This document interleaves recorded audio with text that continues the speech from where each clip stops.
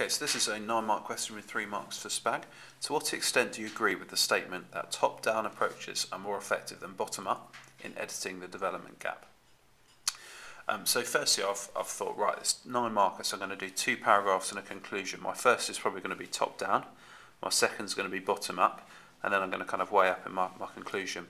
Just notice some top-down ones I can remember around the question and some bottom-up ones I can remember, and then that's kind of like my plan. So debt reduction, fair trade, tourism are my top-down, and fishing nets, bikes, solar cookers are my bottom-up ones I can remember. So here's the answer here. So firstly, top-down strategies include debt reduction, fair trade and organised tourism. Governments and the WTO, World Trade Organization, can offset debts owed by LICs.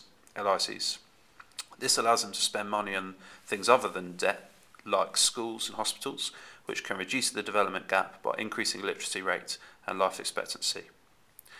Fair trade gives farmers and LICs more income, which in turn allows them to improve their lives by paying for a better house, better diet, better healthcare, reducing the development gap.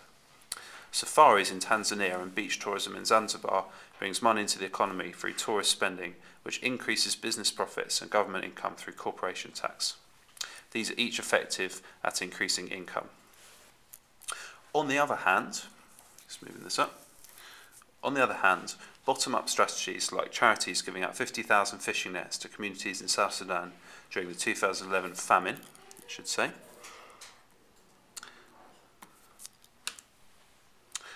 this meant that they could increase food security. Another strategy is solar cookers in southern Sahara. These allow people to cook and purify water without the need to burn wood.